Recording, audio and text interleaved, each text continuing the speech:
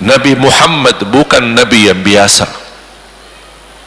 Nabi Muhammad adalah Nabi yang penolong kita nanti di hari kiamat. Seandainya kita masuk neraka Jahannam, masih ada harapan kita dapat syafaat Nabi Muhammad sallallahu.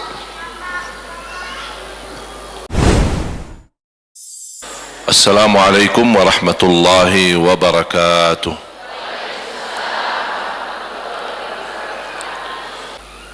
Salah satu amalan sederhana, mudah,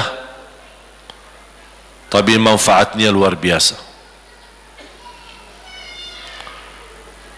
Amalan itu adalah bersalawat kepada Nabi Muhammad sallallahu alaihi wasallam.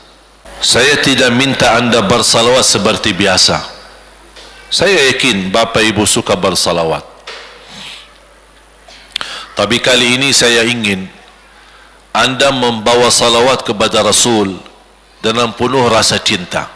Demi Allah jamaah sekalian, tidak ada di antara kita yang bisa dan mampu membalas kebaikan Nabi Muhammad untuk kita semua.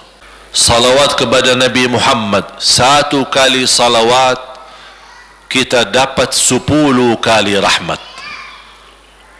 Ini baru satu kali, dapat 10 kali rahmat. Nabi Muhammad menjadi Nabi kebanggaan kita, rahmatan lil alamin, termulia akhlaknya. Yang paling mulia akhlaknya terhadap istrinya itulah Nabi Muhammad sallallahu alaihi wasallam. Yang termulia akhlaknya terhadap istrinya Nabi Muhammad.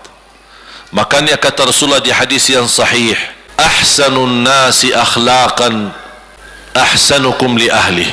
Yang paling laki-laki yang termulia adalah laki-laki yang termulia akhlaknya terhadap istrinya. Dan Rasul juga bersabda, dan akulah yang termulia terhadap istri-istriku.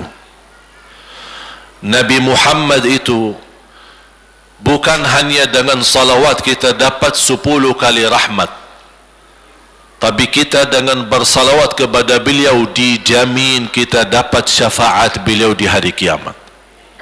Syafaat Nabi Muhammad sallallahu alaihi wasallam adalah langkah yang kita harapkan, bukan hanya umat Islam, bahkan seluruh umat, Yahudi, Nasrani, Buddha, Hindu, seluruh manusia di hari kiamat mengharapkan syafaatnya yang disebut dalam hadis asy-syafa'atul kubra, syafaat yang paling agung yang Allah izinkan Nabi Muhammad untuk diberi kepada seluruh manusia, yang Islam maupun yang tidak Islam.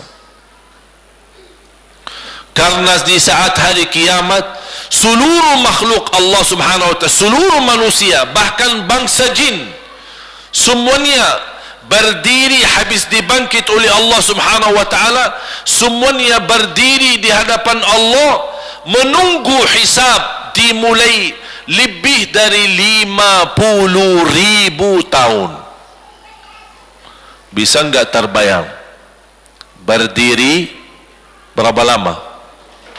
50.000 tahun. Dan semuanya keadaan laki dan perempuan sebagaimana baru dilahirkan. Ketika Rasul menceritakan kepada Siti Aisyah pun kaget. Ya Rasulullah, laki dan perempuan sama-sama. Kefikiran Siti Aisyah kemana? Malu dilihat oleh orang. Apa kata Rasulullah SAW? Wahai Aisyah, di saat itu kesibukan manusia pandang kepada Allah subhanahu wa ta'ala menunggu hisab lebih daripada kefikiran yang lain. Bisa enggak terbayang? Saya yakin tidak bisa terbayang. Mohon maaf, apapun kesibukannya, biarpun dahsyat yang menarik perhatian, tetap ada kesempatan masih cuci mata. Betul enggak?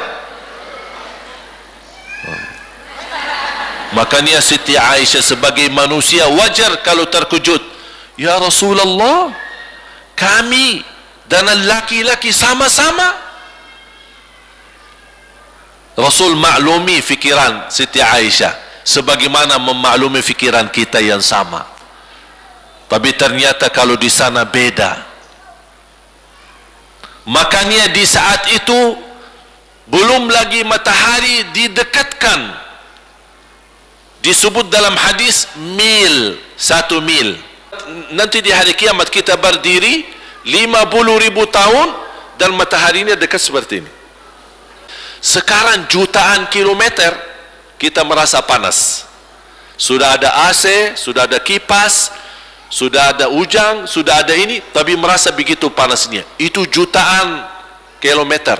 Bagaimana kalau 1,5 kilo?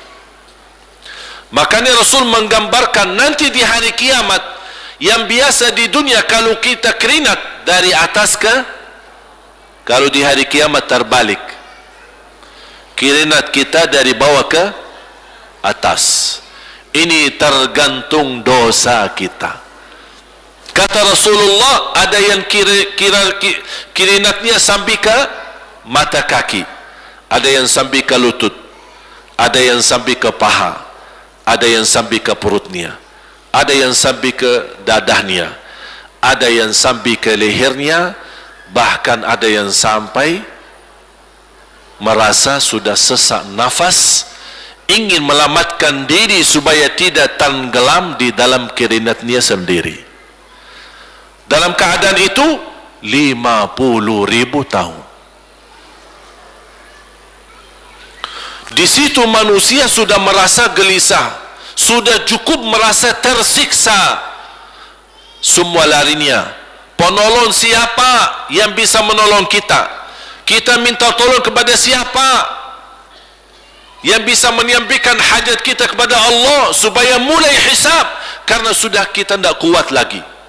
Semuanya larinya kepada Nabi, Nabi Adam, Nabi Ibrahim, Nabi Nuh, Nabi Musa, Nabi Isa. Semuanya jawab yang sama, nafsi, nafsi, Allahumma sallim, sallim. Ya Allah, selamatkan diriku sendiri. Tak ada yang urus anak, istri, suami, keluarga, apalagi manusia lain. Sama keluarganya saja dia lari. Tak ada. Nafsi, nafsi, diri sendiri, ya Allah selamatkan. Diri sendiri, ya Allah selamatkan. Diri sendiri, ya Allah selamatkan. Nabi Adam jawab begitu. Suruh barangkali Nabi Nuh bisa bantu kalian. Datang kepada Nabi Nuh, nafsi, nafsi, Allahumma sallim, sallim. Datang kepada Nabi Musa, nafsi, nafsi, Allahumma sallim, sallim. Datang ke Nabi Isa, nafsi, nafsi, Allahumma sallim, sallim.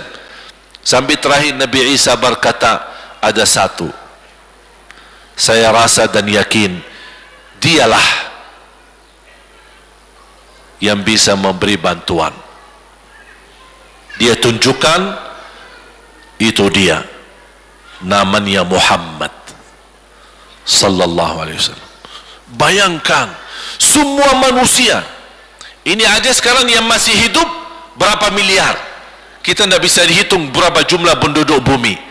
Bayangkan dengan umat terdahulu semua dikumpulkan dan semua menarah satu arah kepada Nabi Muhammad, minta tolong, ya Rasulullah, ya Muhammad, ya Habiballah, tolong syafaatkan.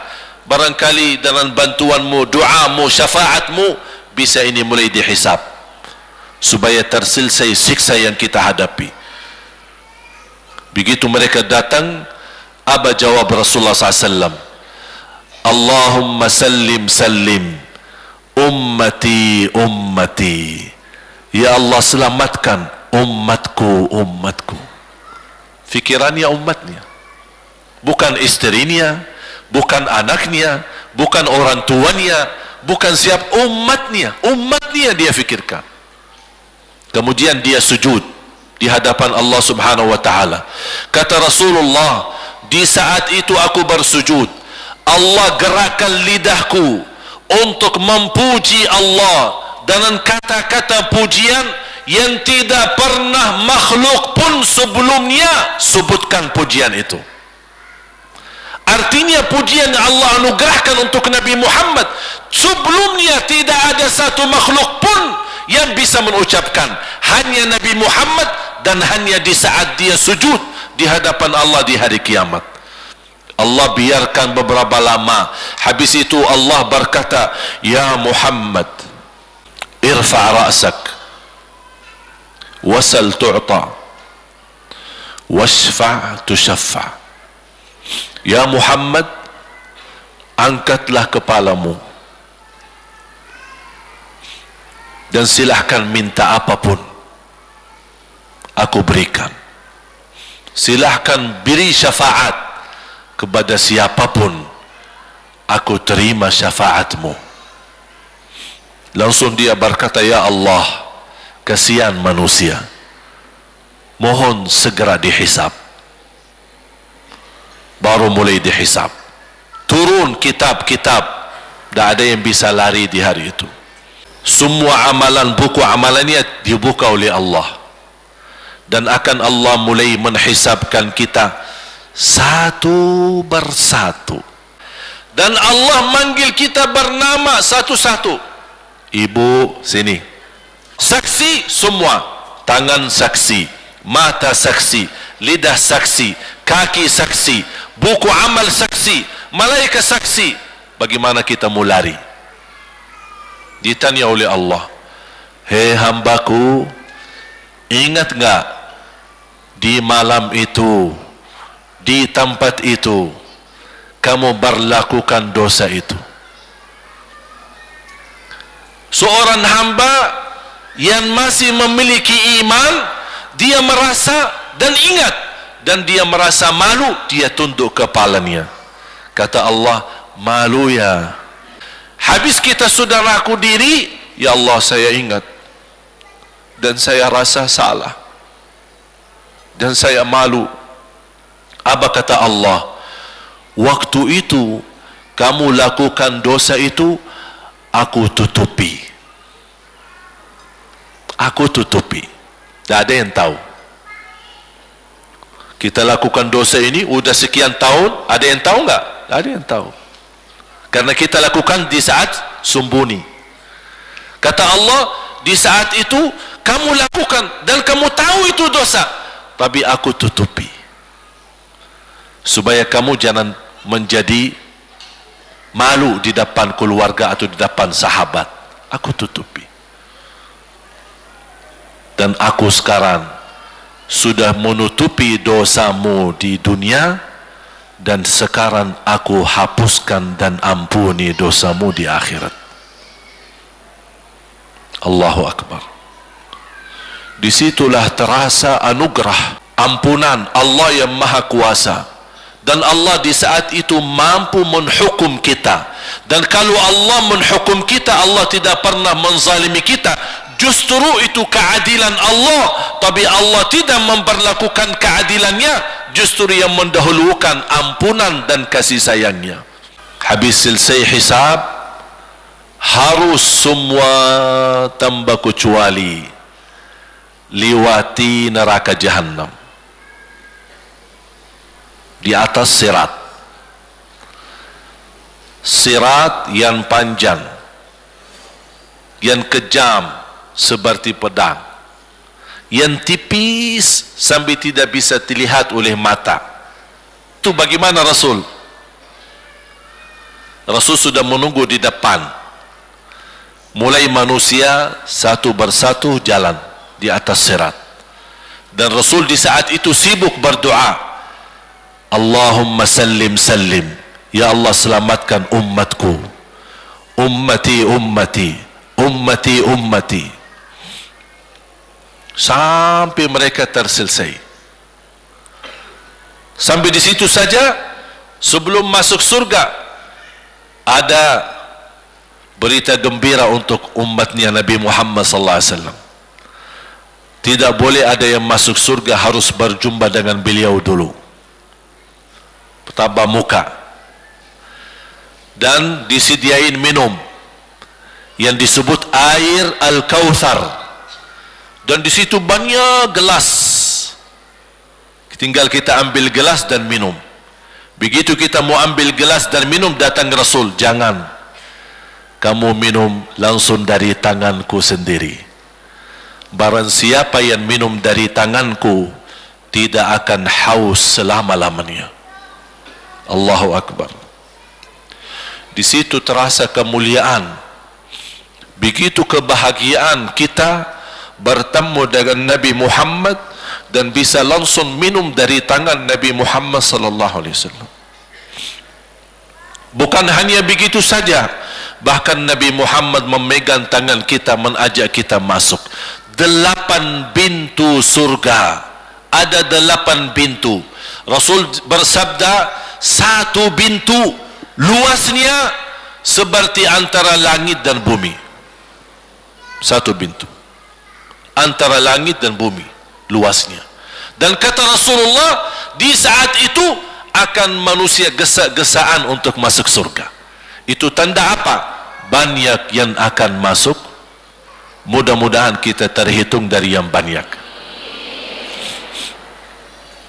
Begitu ahli surga masuk, kira-kira Rasul berhenti? Ahli surga sudah masuk, sudah aman? Tidak. Rasul balik lagi, keluar dan menuju dari langkah sirat yang pertama, melihat ada enggak, ternyata ada di antara umatnya yang tersisa, yang dosanya terlalu banyak, gesa-gesaan di jalan, merangkak di jalan sambil jatuh di dalam neraka. Rasul mana mereka? Masuk ke neraka. Kata Allah Subhanahu wa ta'ala, melihat keadaan Nabi Muhammad SAW, apa yang dibutuhkan lagi? Kata Rasul, ya Allah, saya tidak akan puas masuk surga sampai hamba-hambamu yang ada di neraka, umatku, diselamatkan. Allah Subhanahu wa ta'ala mengizinkan Nabi Muhammad keluarkan dari neraka. Dia keluarkan. Sudah cukup ya Nabi Muhammad? Tidak cukup ya Allah, masih ada lagi. Diambil lagi, dikeluarkan, diambil lagi, dikeluarkan. Artinya dari umat Nabi Muhammad yang masih banyak dosanya, yang masih banyak kelewatannya sama Rasulullah, yang tidak pantas memberi kemuliaan kepada Rasulullah SAW, dapat pula syafaatnya Nabi Muhammad. Yang tidak pernah memberi tanda sayang dan cinta kepada Rasul, dapat rasa sayang dan cinta Nabi Muhammad sallallahu alaihi wasallam.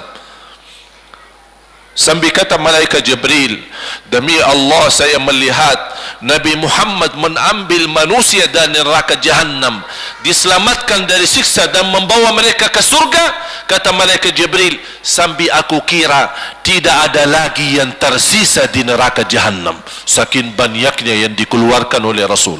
Itu syafaat Rasul sallallahu alaihi wasallam. Oleh karena itu jamaah sekalian, ini yang saya ceritakan. Saya mohon kalau anda lagi bersalawat, ingat itu semua. Nabi Muhammad bukan Nabi yang biasa. Nabi Muhammad adalah Nabi yang penolong kita nanti di hari kiamat.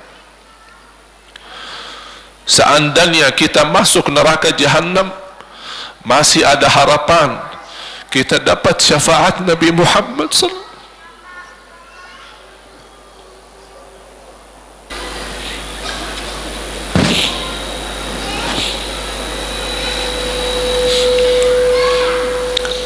Yang masuk neraka saja dapat syafaat Rasul. Jadi sejauh mana kita bisa mencintai beliau, sejauh mana kita minat mempelajari kehidupan beliau, sejauh mana kita mengenal sunnah-sunnah beliau. Di zaman ini, umat yang paling bodoh terhadap beliau, kita umat Islam. Kita umat Islam banyak hal yang tidak tahu tentang beliau, tidak tahu bagaimana berjuangan beliau, bagaimana doa-doa beliau untuk kita, bagaimana kesedihan beliau kalau ada di antara kita yang kena musibah atau keburukan, apalagi masuk neraka. Siti Aisyah radhiyallahu anha pernah minta sama Rasul doa, ya Rasulullah tolong doakan saya. Rasul mendoakan, Allahumma ighfir li Aisyah ma taqaddama min dhanbiha wa ma ta'akhkhar, ma qaddamat wa ma akharat, wa ma asarrat wa ma a'lanat. Ya Allah, ampunilah dosa-dosa istriku Aisyah, dosa yang lama, dosa yang baru, dosa yang terang-terangan maupun dosa yang tersembunyi. Siti Aisyah menaminkan doa Nabi Muhammad dan menangis dan bangga dan senang. Saking senangnya, saking bahagianya, dia tertawa sambil Rasul melihat Siti Aisyah. Senang wahai Aisyah? Apakah kamu senang dengan doaku? Kata Siti Aisyah, bagaimanakah aku tidak senang? Aku justru merasa bahagia dengan doamu untukku ya Rasulullah. Apa kata Rasul? Ketahuilah wahai Aisyah, ketahuilah doaku yang baru ini untukmu, itulah selalu doaku untuk umatku di setiap salat. Itu doa Nabi kita buat kita. Setiap beliau salat mendoakan kita, ya Allah ampuni dosa umatku, dosa yang lama, dosa yang baru, dosa yang sembunyi, dosa yang terang-terangan. Setiap salat itu doa Nabi kita, Nabi Muhammad SAW untuk kita semua. Salah satu yang diminta oleh Rasul dan memohon, satu-satunya Rasul minta banyak, apa? Salawatlah kepadaku, berbanyalah salawat kepadaku. Mengapa Rasul minta berbanyalah salawat kepadaku? Kenapa tidak minta amalan yang lain untuk dibanyakan salawat atau amalan yang lain? Mengapa hanya salawat? Rasul berpesan berbanyalah salawat kepadaku karena Rasul tahu dengan kita berbanyak salawat kita akan dijamin dapat syafaat beliau, dan itulah beliau yang diinginkan. Bukan hanya dapat syafaat, bahkan Rasul sendiri bersabda, aqrabukum minni majlisan yaumal qiyamah, yang paling dekat kepadaku hari kiamat, yang paling banyak salawat kepadaku. Bahkan berita gembira bagi seorang hamba umat Nabi Muhammad SAW, akthiru alayya minas salati yaumal jumu'ati wa laylataha fa inna salatakum tablughuni haitsu kuntum. Ini keistimewaan khusus, kelebihan, amalan yang utama, bahkan yang terutama di hari Jumaat dan di malam Jumaat, fokus hanya bersalawat kepada Rasul. Mengapa? Karena Rasul yang berpesan, Rasul yang minta. Rasul berpesan, berbanyaklah salawat kepadaku malam Jumaat dan hari Jumaat. Mengapa ya Rasulullah khusus hari Jumaat dan malam Jumaat? Karena salawat kalian Allah sampaikan kepadaku. Kata guru saya, barang siapa yang ingin Rasul kenal dengan dia, berbanyaklah salawat kepada beliau, karena langsung nama kita akan sampai. Ya Rasulullah, ini salawat bapa dan ibu dari Bandung, kan sampai. Ada riwayat, ada malaikat khusus tugasnya setiap kita bersalawat dibawa kepada Rasulullah SAW. Allahu Akbar. Wassalamualaikum warahmatullahi wabarakatuh.